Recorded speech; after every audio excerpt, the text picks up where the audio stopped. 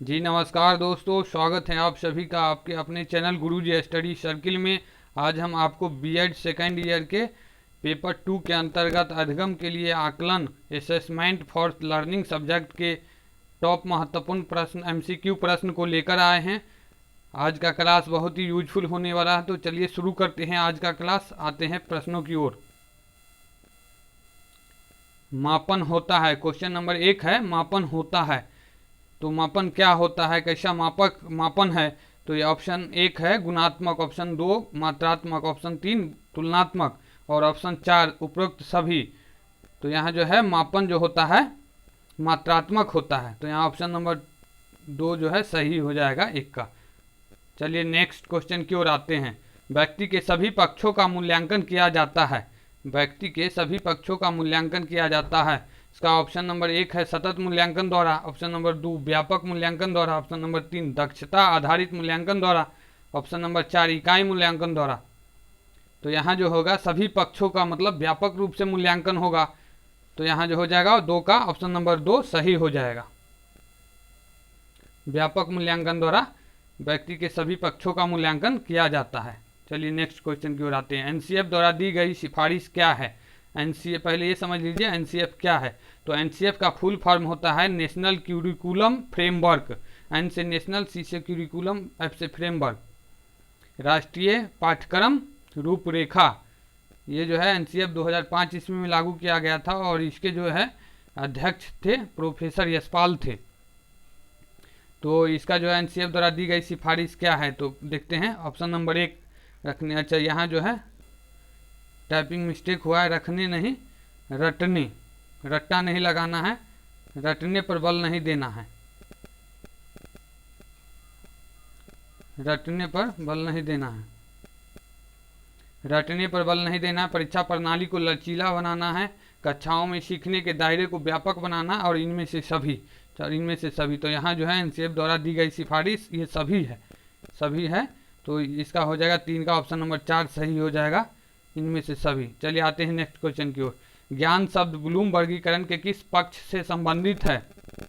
तो ज्ञान शब्द जो है ब्लूम वर्गीकरण के किस पक्ष से संबंधित है? तो ब्लूम जो थे प्रोफेसर ब्लूम थे, इसका पूरा नाम प्रोफेसर थे, ये अमेरिका के रहने वाले थे। 1956 ईस्वी में जो है इन्होंने मूल्यांकन के 3 उद्देश्य बताए थे। संज्ञानात्मक मूल्यांकन में जो है 3 उद्देश्य है इनके। थ्योरी है, संज्ञानात्मक है, दूसरा भावात्मक है, तीसरा क्रियात्मक है। तो ज्ञान शब्द है इनके कौन से थ्योरी के अंतर्गत आता है? संज्ञानात्मक, भावात्मक, क्रियात्मक या उपरोक्त सभी। तो ज्ञान जो है इसका ऑप्शन नंबर 1 हो जाएगा, संज्ञानात्मक पक्ष के अंतर्गत आता है। चलिए आते हैं नेक्स्ट क्वेश्चन की ओर। निम्नलिखित में से कौन सा सही उद्देश्य संज्ञानात्मक पक्ष से संबंधित है? अब देखिए ज्ञान ही नहीं, यहाँ जितने भी है कौन सा है जो संज्ञानात्मक पक्ष के अंतर्गत आता है? संज्ञानात्मक पक्ष से संबंधित कितने ये जो है टर्म है, शब्द है। तो ये देखिए ऑप्शन नंबर 1 है ज्ञान, बोध, प्रयोग, प्रयोग को ही आवेदन या अनुप्रयोग बोलते हैं, विश्लेषण, संश्लेषण, मूल्यांकन। ऑप्शन नंबर 2 ज्ञान, विश्लेषण, संश्लेषण, अनुक्रिया, आवेदन, मूल्यांकन। ऑप्शन नंबर 3 दोनों, ऑप्शन नंबर 4 इनमें से कोई नहीं।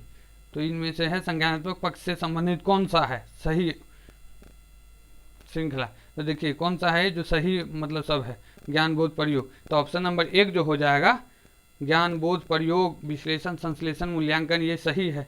और दूसरा जो है इसमें अनुक्रिया आया हुआ है दूसरे वाले ऑप्शन में, तो ये अनुक्रिया जो है उनके क्रियात्मक पक्ष से संबंधित है। तो ये तो नहीं होगा, ये पहले कट गया दोनों में। ये तीसरा आंसर ऑप्शन भी नहीं होगा, चौथा आंसर भी तो नहीं है। तो यहाँ जो हो जाएगा 5 का ऑप्शन नंबर 1 सही हो गया। 5 का ऑप्शन नंबर 1 सही है, ज्ञान, बोध, प्रयोग, विश्लेषण, संश्लेषण और मूल्यांकन।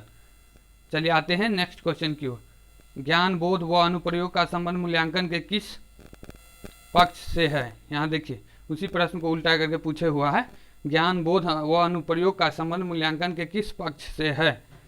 ऑप्शन नंबर 1 संज्ञानात्मक पक्ष, ऑप्शन नंबर 2 भावात्मक पक्ष, ऑप्शन नंबर 3 क्रियात्मक पक्ष, ऑप्शन नंबर 4 नैतिक पक्ष। तो ये जो है ज्ञान, बोध, अनुप्रयोग ऑप्शन नंबर 1 संज्ञानात्मक पक्ष के अंतर्गत आते हैं।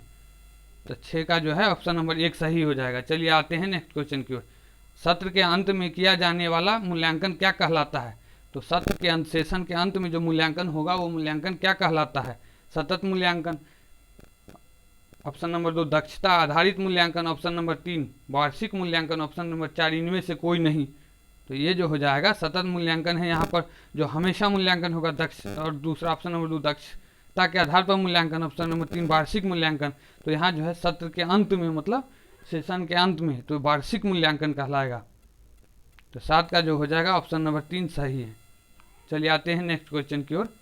प्रायोगिक मूल्यांकन किस विषय के लिए होता है? जी, प्रायोगिक जो है प्रैक्टिकल मूल्यांकन, इवैल्यूएशन जो है किस विषय के लिए किया जाता है, होता है? ऑप्शन नंबर 1 है विज्ञान, भूगोल तथा कृषि, ऑप्शन नंबर 2 है हिंदी तथा संस्कृत, ऑप्शन नंबर 3 है इतिहास तथा नागरिक शास्त्र, ऑप्शन नंबर 4 इनमें से कोई नहीं। तो 8 का जो हो जाएगा प्रायोगिक मूल्यांकन, ऑप्शन नंबर 1 विज्ञान, भूगोल तथा कृषि सब जो है ऐसे विषय में, सब्जेक्ट में प्रायोगिक मूल्यांकन होता है, प्रैक्टिकल मूल्यांकन होता है। यहाँ जो हिंदी तथा संस्कृत में तो मूल्यांकन होगा नहीं, इतिहास और नागरिक शास्त्र में भी नहीं होगा। तो 8 का ऑप्शन नंबर 1 सही है।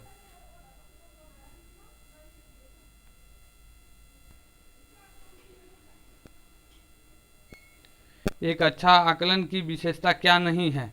तो एक अच्छा आकलन की विशेषता इनमें से क्या नहीं है? तो ऑप्शन नंबर 1 है वैधता, ऑप्शन नंबर 2 विश्वसनीयता, ऑप्शन नंबर 3 वस्तुनिष्ठता, ऑप्शन नंबर 4 कठोरता। तो एक अच्छा आकलन की जो है विशेषता, ये जो है एक अच्छा आकलन की विशेषता में जो है वैधता होगा, विश्वसनीयता भी होना चाहिए, और वस्तुनिष्ठता भी होना चाहिए, और कठोरता जो है यहाँ नहीं होना चाहिए। तो इसमें पूछा गया क्या नहीं है, तो इसका जो आंसर हो जाएगा 9 का ऑप्शन नंबर 4 हो जाएगा, कठोरता। ये जो है एक अच्छा आकलन की विशेषता नहीं है। तो चलिए आते हैं नेक्स्ट क्वेश्चन की ओर। एक शिक्षक का एक सुविधा प्रदाता के रूप में क्या भूमिका है? शिक्षक का क्या भूमिका है सुविधा प्रदाता के रूप में? भूमिका क्या होना चाहिए?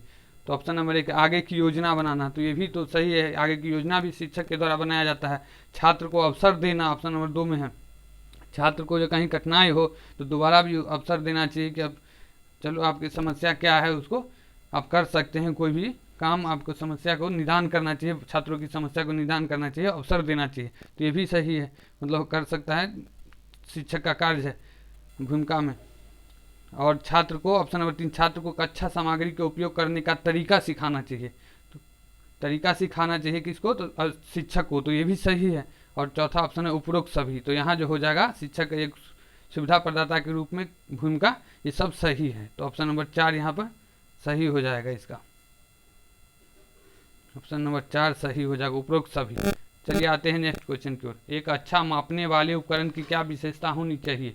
एक अच्छा मापने वाले उपकरण की क्या विशेषता होनी चाहिए? तो विशेषता जो है ये है, ऑप्शन नंबर 1 है उद्देश्य होना चाहिए उसका, ऑप्शन नंबर 2 उपयोगी होना चाहिए, ये भी सही है, ऑप्शन नंबर 3 विश्वसनीय होना चाहिए, विश्वसनीय कोई भी मापन होना चाहिए, और इनमें से सभी।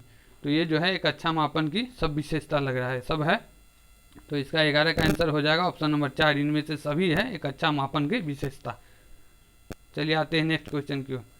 छात्रों के प्रारंभिक ज्ञान का मूल्यांकन किया जाता है। छात्र को जो है प्रारंभिक ज्ञान, उसके पास कितना ज्ञान है, उसका मूल्यांकन हम कैसे करेंगे, किस प्रकार किया जाता है? तो रचनात्मक मूल्यांकन द्वारा, ऑप्शन नंबर 2 दक्षता आधार मूल्यांकन द्वारा, ऑप्शन नंबर 3 मौखिक मूल्यांकन द्वारा, ऑप्शन नंबर 4 आकलित मूल्यांकन द्वारा। तो यहाँ जो है रचना के आधार पर तो नहीं करेंगे, छात्र को प्रारंभिक में क्या ज्ञान है उसका मूल्यांकन, दक्षता उसके पास कितना दक्षता है वो प्रारंभ में ही तो नहीं जान लेंगे। तो प्रारंभ में मौखिक मूल्यांकन, उसे मुंह से पूछा द्वारा सवाल, कुछ सवाल पूछेंगे जिससे कि उसका जो प्रारंभिक ज्ञान क्या है उसका हमको पता चल जाएगा। तो चलिए यहाँ हो जाएगा 12 का ऑप्शन नंबर 3 हो जाएगा सही हो। चलिए आते हैं नेक्स्ट क्वेश्चन की ओर। छात्रों की रुचियाँ संवेग मनोवृत्तियों से संबंधित मूल्यांकन का पक्ष है। कौन सा पक्ष है? तो ऑप्शन नंबर 1 में आता है संज्ञानात्मक पक्ष, ऑप्शन नंबर 2 भावात्मक पक्ष, ऑप्शन नंबर 3 क्रियात्मक पक्ष, ऑप्शन नंबर 4 कौशलात्मक पक्ष। तो छात्र की रुचि संवेग मनोवृत्ति से संबंधित जो है मूल्यांकन का कौन सा पक्ष है? तो रुचि तो भाव की, रुचि का भाव निकलेगा उसमें से, मनोवृत्ति संवेग ये सब जो है भावात्मक पक्ष के अंतर्गत आता है। तो यहाँ जो हो जाएगा ऑप्शन नंबर 2 सही हो जाएगा, भावात्मक पक्ष के अंतर्गत आएगा। चलिए आते हैं नेक्स्ट क्वेश्चन की ओर। 14 क्वेश्चन का है डॉट डॉट डॉट मात्रात्मक और गुणात्मक मूल्यांकन दोनों है। तो इसमें से कौन सा है? ऑप्शन नंबर 1 माप है, या ऑप्शन नंबर 2 मूल्यांकन, ऑप्शन नंबर 3 परीक्षा, ऑप्शन नंबर 4 आकलन। मात्रात्मक और गुणात्मक मूल्यांकन जो है, माप तो नहीं होगा, माप जो है मात्रात्मक है, और यहाँ जो मात्रात्मक और माप जो है सॉरी माप जो है मात्रात्मक है, और यहाँ जो है इसका पूछा मात्रात्मक और गुणात्मक दोनों कौन सा मूल्यांकन, मात्रात्मक और गुणात्मक मूल्यांकन कौन है इसमें से। तो मूल्यांकन जो है, मूल्यांकन मात्रात्मक और गुणात्मक दोनों है, तो इसका हो जाएगा 14 का हो जाएगा ऑप्शन नंबर 2 सही हो जाएगा। 14 का आंसर हो जाएगा ऑप्शन नंबर 2 मूल्यांकन से। चलिए आते हैं नेक्स्ट क्वेश्चन पे। मूल्यांकन के क्या कार्य हैं, मूल्यांकन के कार्य जो है क्या है। पहला है निदान, और दूसरा है चयन, तीसरा है ग्रेडिंग, चौथा है उपरोक्त सभी। तो निदान, मूल्यांकन के द्वारा जो है बच्चे में क्या कठिनाई है, क्या समस्या है, उसका निदान किया जाता है। मूल्यांकन के बाद समस्या का निदान किया जाता है, तो मूल्यांकन का ये भी कार्य हो जाएगा। ऑप्शन नंबर 2 में चयन, तो मूल्यांकन के आधार पर ही छात्रों का चयन होता है, अगले क्लास में जाने के लिए कहीं भी चयन होता है मूल्यांकन के द्वारा, मूल्यांकन करने के बाद, तो ये भी सही हो जाएगा इसका कार्य में। और ग्रेडिंग, मूल्यांकन के आधार पर ही छात्र को ग्रेडिंग दिया जाता है, ए ग्रेड मिला या बी ग्रेड या ओ ग्रेड, तो इस प्रकार जो है उपरोक्त सभी, तो इस प्रकार जो है 15 का उपरोक्त सभी आंसर हो जाएगा। मूल्यांकन के कार्य जो है उपरोक्त सभी है। चलिए आते हैं, चलिए आज के क्लास में इतना ही, फिर मिलते हैं अगले एपिसोड में नए टॉपिक के साथ। तब तक के लिए नमस्कार, जय हिंद। वीडियो अच्छा लगा हो तो लाइक कीजिएगा और हमारे चैनल को सब्सक्राइब भी कर लीजिएगा। तब तक के लिए नमस्कार, जय हिंद, जय भारत।